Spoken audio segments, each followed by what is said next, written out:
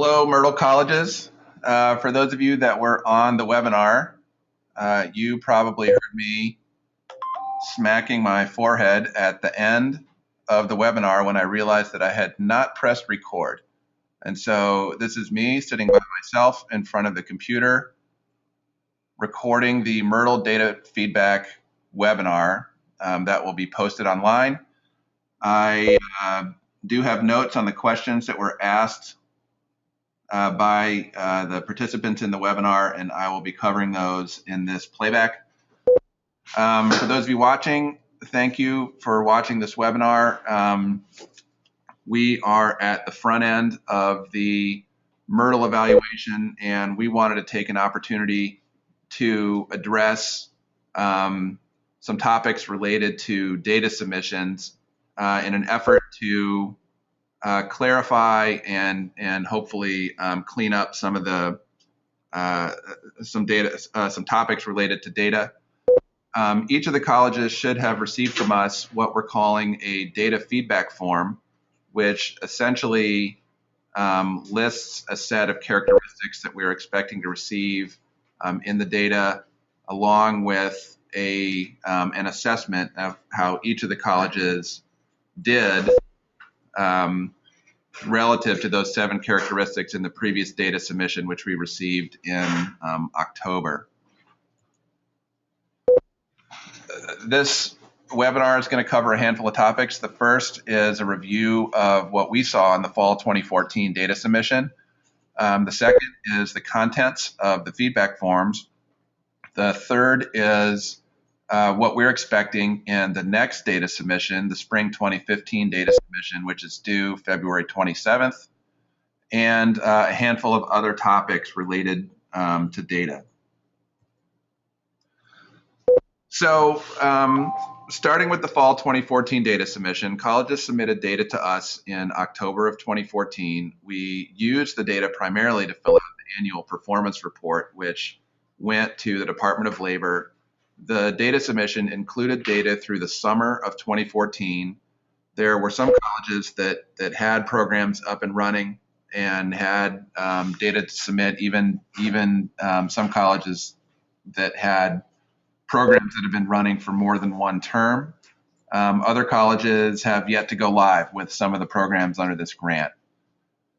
And we're going to touch on a variety of issues related to the submission of data over a variety of academic terms and how we would like subsequent data submissions to be organized so we can essentially begin to look at students in a longitudinal fashion. Okay, so what we have done is generated what we're calling feedback forms. Each of the colleges should have received a feedback form. If there is anybody listening to this webinar from a Myrtle College that hasn't received a feedback form from New Growth, please reach out to us and let us know. The feedback forms went to the list that we have on record for project managers and institutional researchers at each of the colleges. Generally speaking, the feedback forms intended to get at whether or not the data we received matched the templates that we'd provided for this evaluation. Just a reminder, there are 3 templates. The first is an intake form template where we ask you to record in a spreadsheet the data that is received from your participants in their intake forms. The second is what we're calling a one-time template. The one-time template is intended to catch data from participants and comparison group members that only needs to be submitted once. In other words, it doesn't change things like gender or race. We only need to receive it once. And then the third template is what we're calling the ongoing template. And this collects data on updates for participants and comparison group members as they move forward in time. Things like how many credits did they earn during a given term, Did they complete a certificate or degree? In other words, variables that would change as we move forward in time. And then the intake forms also include an assessment of whether or not the data makes sense and is internally consistent across the files. In other words, we should be seeing individuals listed in files that exist in each of the files and that there's an internal consistency. We have built a list of 7 characteristics that we've included in the feedback forms. We realized that we wanted to be more communicative about what we do on our end to assess the data. And that's included in the feedback form along with an assessment of how we viewed each of the college's data submissions relative to those characteristics, and then suggested actions for future submissions. Okay, so I'm going to go through each of the 7 data characteristics. The first one presented on this slide is that one-time data should capture grant participants and comparison group individuals using the definitions that we've established in this project. We have gone through a process with each of the colleges to define participant and comparison groups based on a system of core courses and programs. The one-time data file is the first file that we open, and essentially what we're looking for is a unique row for each individual that's listed, the existence of participants and comparison group members in keeping with the definitions that we've established with your college. And it's the starting point for us in assessing the data. Some of the issues that we saw in the data that we received are listed below, including no participant. In some cases, this might have been because your programs hadn't gone live yet, and so there weren't any participants. Also, no comparison group data submitted yet, or that there was some confusion in terms of the link between the one-time data and the participant intake form data.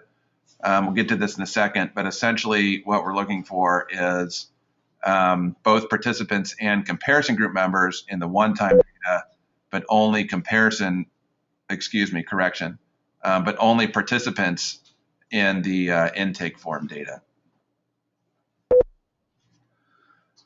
The second data characteristic is that there is a unique participant intake form for each participant that matches up with participants in the one-time data.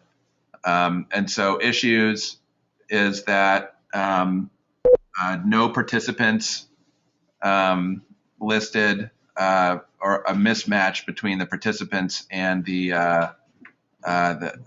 those in the intake form data and those listed in the one-time file. And again, what we're looking for is in the one-time file, both participants and comparison group members, and in the intake form, only participants. The third data characteristic is that there is a unique ongoing individual unique individual in the ongoing file for each unique individual in the one-time file.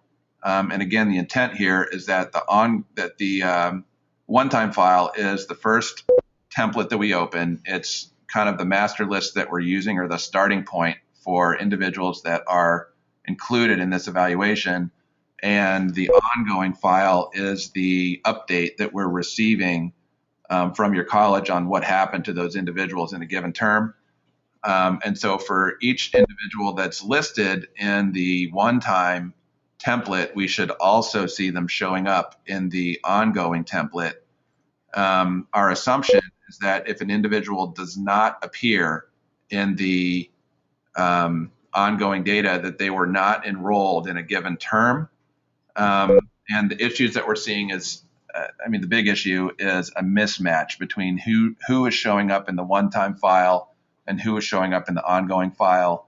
There should be consistency between those two files. In some cases, we saw one-time individuals not listed in the ongoing, or vice versa, ongoing individuals not listed in the one-time. We're looking for consistency between those two templates. The fourth characteristic is that we should see a separate row of data in the ongoing data for every semester in which an individual is tracked. An individual is tracked starting in the semester that they enroll in a program. In other words, they're caught in a net for this evaluation. We should see an ongoing record for that individual starting in the semester where they first show up in the evaluation, and then a separate row for that individual for each semester moving forward. At the end of this, what we'll have on our end is multiple rows in our ongoing data for individuals as they move forward in time and they appear in this evaluation over the course of multiple semesters. There's one additional wrinkle to this, which is that if an individual earns multiple credentials in a semester, then we'd like to see multiple rows for that individual during a semester. So for example, if someone earns a short-term certificate and then a longer-term certificate in the same term, we'd like to see 2 rows for that individual, or essentially 1 row for each credential that an individual earned in a given term.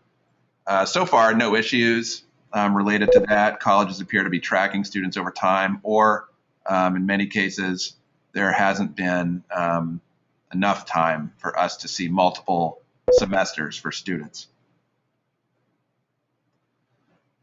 The fifth characteristic is that there is no missing data. Significant amounts of missing data, of course, cause problems in the evaluation. We understand that there are some data fields where the data doesn't exist, and no matter how many times we ask, that's not going to make the data appear. Nonetheless, we want the data to be as complete as possible, and we don't always know when there's a situation where the data doesn't exist, so we need to make sure there's an open line of communication about that. There's a special focus on a handful of variables, including the list that is there in the second bullet. Social Security number is important because it's a linking variable that we use, one, across our files internally, and 2, it's the variable that we're able to use to access wage records from state wage agencies. And then the next one there is the currently employed status. This comes from the intake form. We're reliant on students to self-report here. We know that this is data that colleges typically don't have. And so we ask you to be as diligent as possible in getting participants to fill that in as completely as possible and indicate their currently employed status. And then a set of additional data elements that are typically available in a college data system that are directly pertaining to the outcomes that the Department of Labor needs us to report on, including credits earned, whether or not they completed a credential, what they completed, etc. The issues are really a mixed bag. There are some important data elements missing for some colleges. We've indicated in the feedback form whether or not we think it's an issue, and would ask you to be responsive to the issues, or let us know if data is not available. Number 6 has to do with abbreviations or codes. We don't need you necessarily to do data transformations to be compliant with the formats that we've requested, but we do need to know if there are any abbreviations or codes that deviate from the formats that we've asked for in our templates. If you could communicate that to us, then we can do the translation on our end. There were for the most part, excuse me, for the most part, it was fairly clear, but there were a few items that needed to be clarified.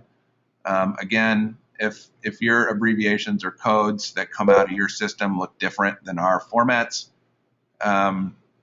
we may need you to clarify what those are. And then the last data characteristic is pertaining to subsequent data submissions.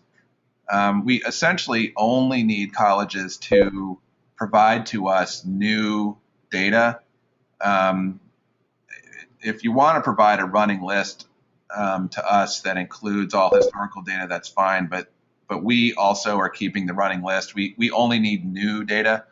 And what this means is new individuals in the one-time record. If you have new, people that have become participants or comparison group members that are new, in other words, they did not appear previously in a data submission, then we need those. And then we need the update for, excuse me, I skipped one, B. For those new individuals, we also want to see participant intake forms. This pertains only to participants, but if they're newly appearing in the evaluation, then we're also looking for a new intake form record for the participants. And then for the ongoing file, that for all individuals that are appearing in this evaluation, that there's an ongoing file record that brings us up to date on what's happened to those individuals in the most recent term.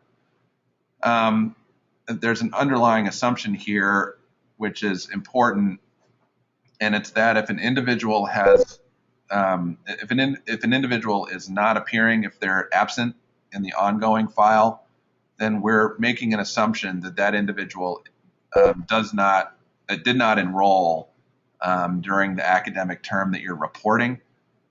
Maybe they completed in a previous term, or maybe they didn't enroll for whatever reason. But if they're not showing up in that ongoing file, then that's the assumption we're making.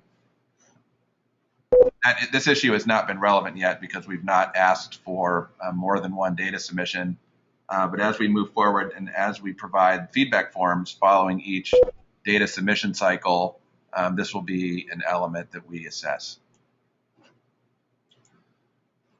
Okay, so on the feedback forms, there was a section called action items. Again, the intent of the feedback forms is to clarify some of the structural issues that we felt like we could do a better job of communicating some of the data structures that we are using, all with the intent of leading up to the next data submission, which is February 27th. We're looking for data in the next submission that goes through the fall of the 2014 semester. We're expecting that at that time, your college will submit new data, and then also fix and resubmit any data if we've indicated that there is something that we'd like your college to fix and resubmit. The action items on the feedback form is where you would find where if we're indicating that we would like a fix and resubmit. The three bullets on this slide are the three action items that are on the feedback form. The first is no action required. The second is that we had some questions, but not necessarily that a resubmit is that we're asking for a resubmission, but would like some clarification. And then we've provided comments about what clarification we would like. And then the third, which we understand that fix and resubmit is pain. But if there are issues with the data that are going to make it hard for us to do our job in doing this comparison analysis, then we've indicated it and asked for a fix and resubmit. And we are looking for any resubmissions to come to us at the same time as the next data submission, in other words, February 27th.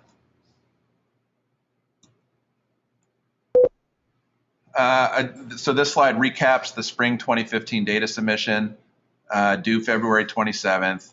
It's including the three data templates, the intake form for participants, the one-time data for participants and comparison group members, and the ongoing data for participants and comparison group members. There's one element that we have decided we need to change, and it's in the ongoing data template. We essentially were having difficulty determining which net individuals had been caught in for the purposes of the evaluation. We have a system in this evaluation where individuals are identified based on a set of courses or programs that indicate that people are included, should be included in this evaluation.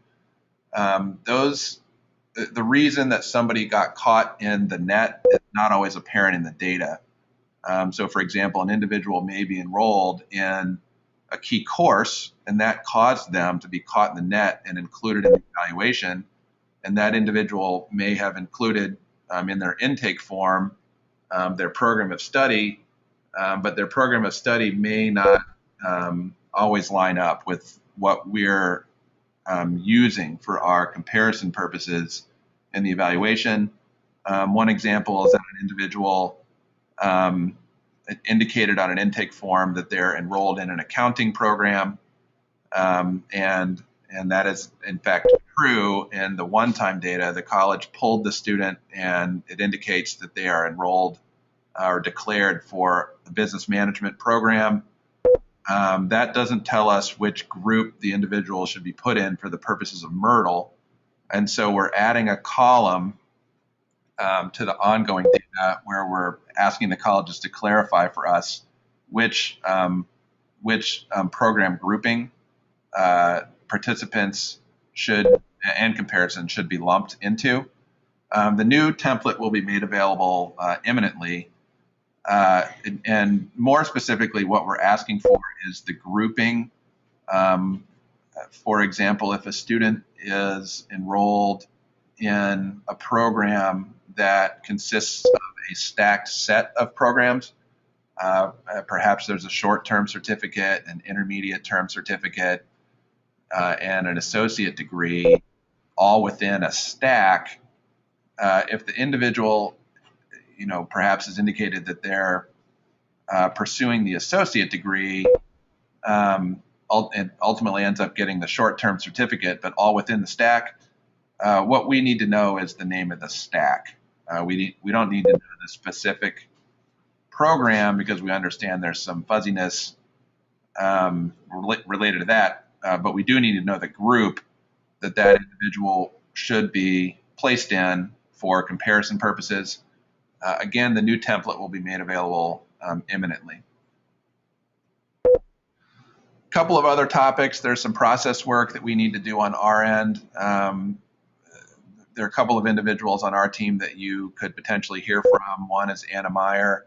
The other is Nikki Glazer-Stoikoi, two members of our team that are helping us organize this evaluation. One of their tasks includes determining when programs go live.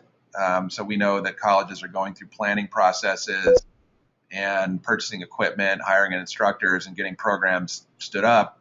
And then at some point in time, those programs will go live, and we should expect to start seeing data in the evaluation.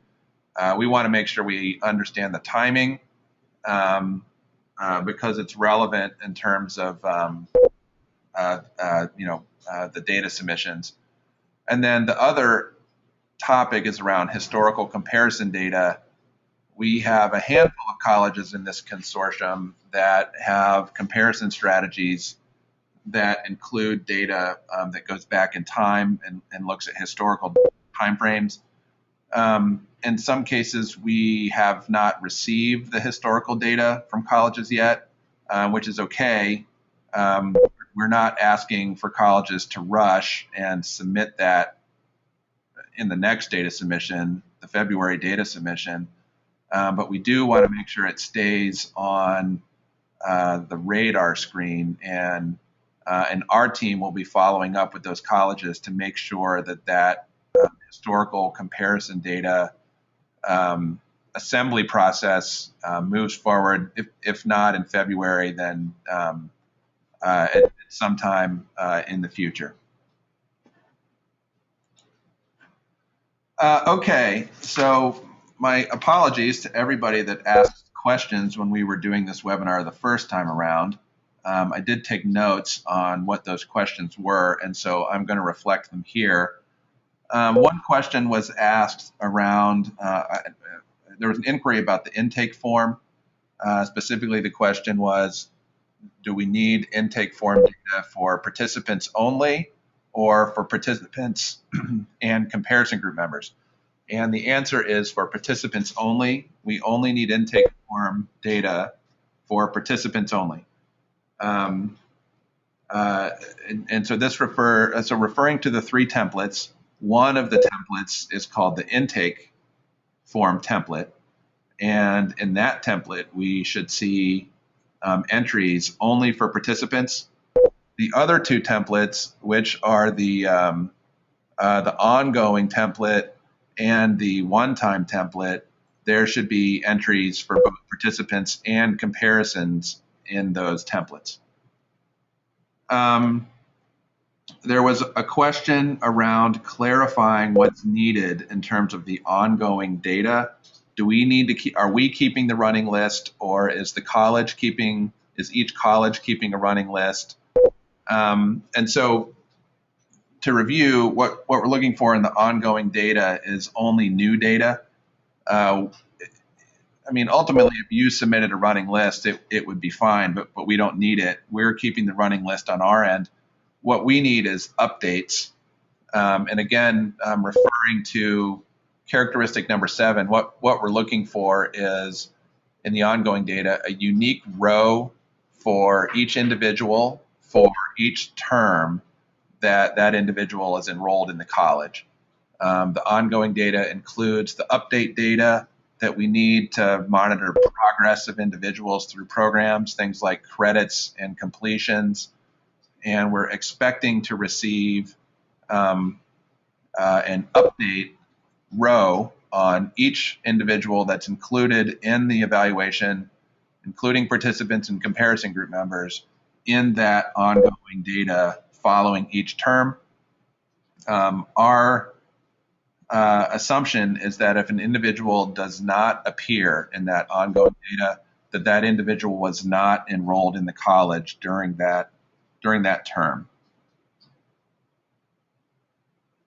Then there was a question around the feedback forms. We had a college that indicated that they had not received their feedback forms.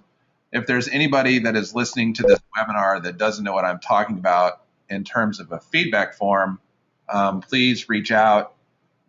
Each college was sent a feedback form that offers an assessment of the data submission. If it disappeared into cyberspace or is buried 1,000 emails deep in someone's inbox and can't be found, please indicate to us, New Growth, the third-party evaluators of this grant, that you didn't receive it, and we will make sure that we send it to you. Okay, those were all the questions, and so I am going to end this recording. Our hope is that we can try to grapple with any issues related to the data submissions for this evaluation at the front end. We still have about 3 years remaining in this project, and we want to get this running on autopilot as much as possible. Feel free to reach out to us. We intend to be very accessible. And that is all. Thank you, everybody, for listening.